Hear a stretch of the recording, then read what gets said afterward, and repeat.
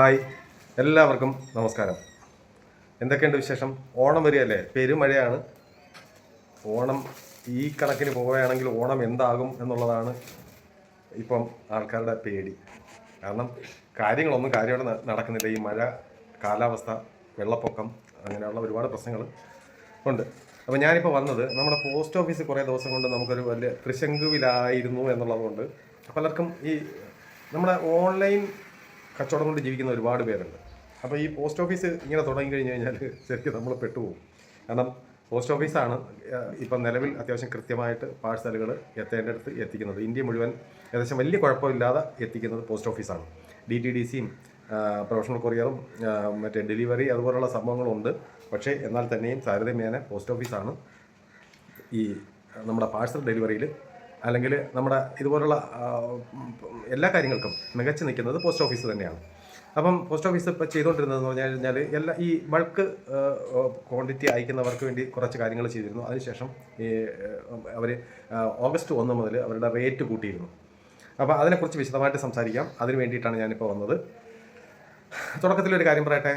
നമ്മൾ എല്ലാ വർഷവും ഒരു 6-7 വർഷം കൊണ്ട് നമ്മൾ ഓണക്കിറ്റ് എന്ന് പറഞ്ഞൊരു ഒരു കൺസെപ്റ്റ് ചെയ്യുന്നുണ്ട്. ഓണത്തിന് വേണ്ട തൊടുകറികൾ, മാങ്ങാച്ചാറ്, തൊടുകറി എന്ന് പറഞ്ഞാൽ കടുമാങ്ങ, ഇഞ്ചിക്കറി, പുളിയിഞ്ചി, നാരങ്ങാക്കറി, പിന്നെ ശർക്കര വരട്ടി, ചിപ്സ്, പപ്പടം, പിന്നെ കൊണ്ടാട്ടമുളക്, പിന്നെ പായസം മിക്സ്. നമ്മൾ ആദ്യമൊക്കെ എന്ന് പറഞ്ഞു കഴിഞ്ഞാൽ നമ്മൾ സേമിയ പായസമായിരുന്നു ചെയ്തുകൊണ്ടിരുന്നത്. സേമിയ പായസം 1-2 വർഷം നമ്മൾ സേമിയ പായസം ആണ് കൊടുത്തത്. അതാകുമ്പോൾ ഒരു 10 മിനിറ്റ് നമ്മൾ പാലിലിട്ട് തിളപ്പിച്ച് കഴിഞ്ഞാൽ സേമിയ റെഡിയാകുമായിരുന്നു. ഇപ്പം കഴിഞ്ഞ വർഷം മുതൽ നമ്മൾ അത് പാലട പ്രഥമനാണ്. ഇപ്രാവശ്യവും അത് തന്നെയാണ്. അടുത്ത വർഷം നമുക്ക് വീണ്ടും പറ്റിയാൽ 2 തരം പായസം ആയിട്ടുള്ളൊരു ഓണക്കിറ്റ് നമുക്ക് റെഡിയാക്കാം. ഇപ്രാവശ്യം നമുക്ക് അതിനുള്ള സാഹചര്യമല്ല. ഈ വീട്ടിൽ ഇത് തന്നെ ചെയ്യാൻ പറ്റുമെന്നുള്ള കാര്യത്തിൽ സംശയമാണ്. അടുത്ത വർഷം ദൈവം സഹായിച്ചു കഴിഞ്ഞാൽ നമ്മൾ പുതിയ വീട്ടിലേക്ക് താമസം മാറി നമ്മൾ അവിടെ ഒരു ചെറിയൊരു പ്രൊഡക്ഷൻ യൂണിറ്റൊക്കെ റെഡിയാക്കി ചെയ്തു കഴിഞ്ഞാൽ നമുക്കിതെല്ലാം വളരെ ഭംഗിയായിട്ട് എളുപ്പത്തിൽ നമുക്ക് ചെയ്യാൻ പറ്റും. അപ്പം ഇതാണ് നമ്മുടെ ഈ ഓണക്കിറ്റിൻ്റെ ബേസിക്. അപ്പം ഈ 9 ഐറ്റം ഓണക്കിറ്റിൽ വരുന്നത് 9 ഐറ്റമാണ്. ഓണക്കിറ്റിൽ വരുന്നത് 9 ഐറ്റമാണ്. 570 രൂപയാണ് ഇതിൻ്റെ വില വരുന്നത്. All India courier delivery free ആണ്, ഫ്രീ ഷിപ്പിംഗ് ആണ്. എവിടെ വേണമെങ്കിലും നമുക്ക് സാധനം അയച്ചു കൊടുക്കാം. നിങ്ങൾക്ക് വേണമെങ്കിൽ, നിങ്ങളുടെ ഫ്രണ്ട്സിന് വേണമെങ്കിൽ. അപ്പം ബുക്കിംഗ് ആൾറെഡി തുടങ്ങി കഴിഞ്ഞാൽ നമ്മൾ കൂടുതൽ ഉണ്ടാക്കുന്നില്ല, കുറച്ച് മാത്രമേ ഉണ്ടാക്കുന്നുള്ളൂ. കാരണം അതിനുള്ള സൗകര്യം, കൂടുതൽ ഉണ്ടാക്കാനുള്ള സൗകര്യം നമ്മുടെ നിലവിൽ താമസിക്കുന്ന സ്ഥലത്ത് ഇല്ല. വാടക വീടാണ്, അറിയാമല്ലോ. അവിടെ അങ്ങനെ ഉള്ള സൗകര്യം ഇല്ലാത്തതുകൊണ്ട് നമ്മൾ കുറച്ച് മാത്രമേ ചെയ്യുന്നുള്ളൂ. അപ്പം ഓർഡർ എടുത്തുകൊണ്ടിരിക്കുന്നുണ്ട്. അപ്പം തന്നെ കുറേ ഓർഡർ വന്നിട്ടുണ്ട്. ഈ ഓർഡർ വരുന്നവർക്ക് എന്തായാലും സംഭവം ഉണ്ടാവും. പിന്നെ കുറച്ച് കൂടുതലുണ്ടാവും. ഈ എല്ലാ വർഷവും നമ്മളെ വന്ന് ഉത്രാടത്തിൻ്റെ തലേന്ന് ഒക്കെ വന്ന് വാങ്ങിച്ചിട്ട് പോകുന്ന ഒരുപാട് പേരുണ്ട്. അവർക്കൊക്കെ വേണ്ടി ഉണ്ടാവും. എല്ലാ വർഷവും വാങ്ങുന്നവരാണ്. അത് ബുക്കിംഗ് ഒന്നുമല്ല, അവർ സ്ഥിരമായിട്ട് വന്ന് വാങ്ങുന്നവരാണ്. അവർക്കുണ്ടാവും. പിന്നെ സ്കൂളിലേക്ക് ഈ ഓണസദ്യക്ക് നാരങ്ങക്കറി, ഇഞ്ചിക്കറി വാങ്ങുന്നവരുണ്ട്. സ്ഥിരമായിട്ട് വാങ്ങുന്ന കുറേ ആൾക്കാരുണ്ട്. അത് ഈ പരിസരത്തൊക്കെ ഉള്ളവർ തന്നെ, അവർക്കും സാധനം ഉണ്ടാവും. അപ്പം ആവശ്യമുള്ളവർ നേരത്തെ ബുക്ക് ചെയ്യുക എന്നുള്ളത് മസ്റ്റാണ്. സമയത്ത് ചിലപ്പോൾ നമുക്ക് സാധനം തികയാതെ വരും.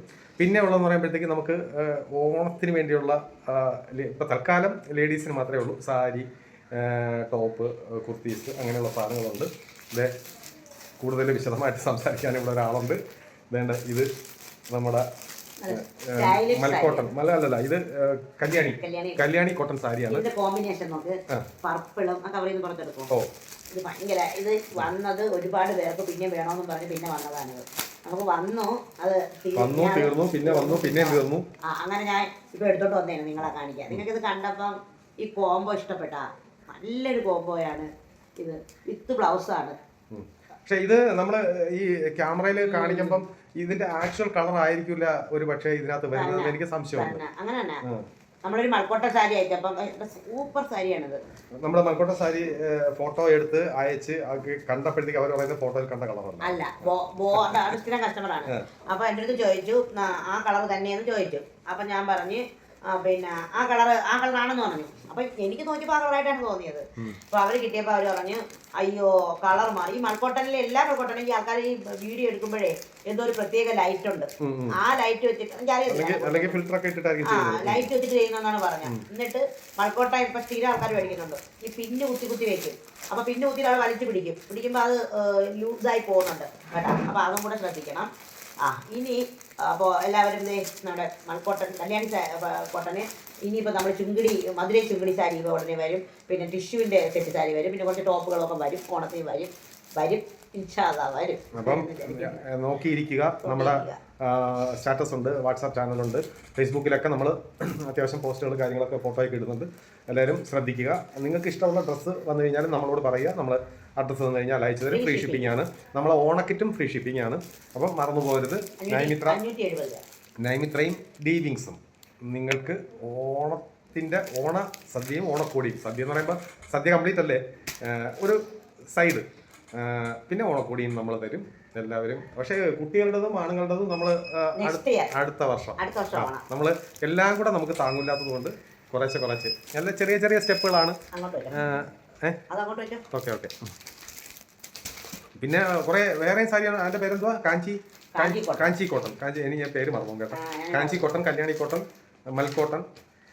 പിന്നെ വേറെയും നല്ല സൂപ്പർ കളറുകളുണ്ട്. ഇതൊക്കെ പിന്നെ വേറെ പലരും ഓർഡർ ചെയ്ത ഒരു നീല കളർ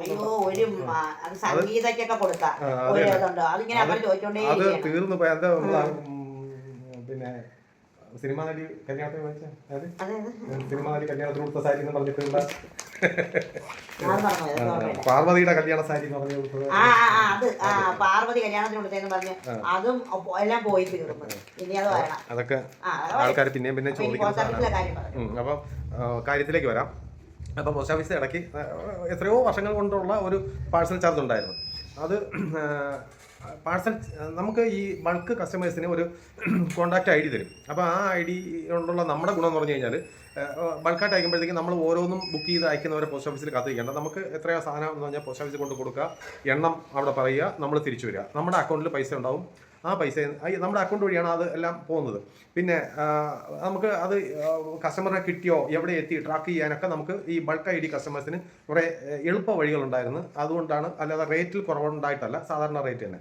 ഇപ്പം ഈ ജൂലൈ 1 മുതൽ ജൂലൈ അല്ല, ആഗസ്റ്റ് 1 മുതൽ ചാർജ് ഭയങ്കരമായിട്ട് കൂട്ടി. എന്ന് പറഞ്ഞാൽ നമ്മൾ ഇരട്ടിയായി. എല്ലാ പിന്നെ സ്പീഡ് പോസ്റ്റും ഇരട്ടിയിൽ കൂടുതലായി.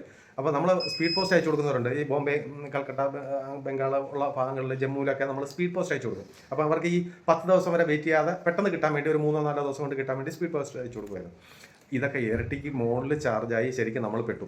അപ്പം അവർ പറഞ്ഞത് നമ്മൾ പിന്നെ ഒരു കോൺടാക്ട് ഐ ഡി ഒന്ന് റിന്യൂ ചെയ്യുക, പുതിയ ഒരു സെക്ഷനിലേക്ക് മാറുക. അങ്ങനെ ഞങ്ങൾ ചെയ്തപ്പോഴത്തേക്ക് എന്നാലും നമ്മളെ പഴയ നേരത്തെ കൊടുത്തിരുന്ന ചാർജിലേക്ക് തന്നെ തിരിച്ചു വന്നു. പക്ഷേ എന്നാലും ചില വ്യത്യാസങ്ങളുണ്ട്. അതായത് ലോക്കൽ പോസ്റ്റ്, അതായത് നമ്മുടെ പോസ്റ്റ് ഓഫീസിൻ്റെ പരിധിയിലുള്ള സ്ഥലങ്ങൾക്ക് 1/2 കിലോയ്ക്ക് 31 രൂപ പ്ലസ് GST.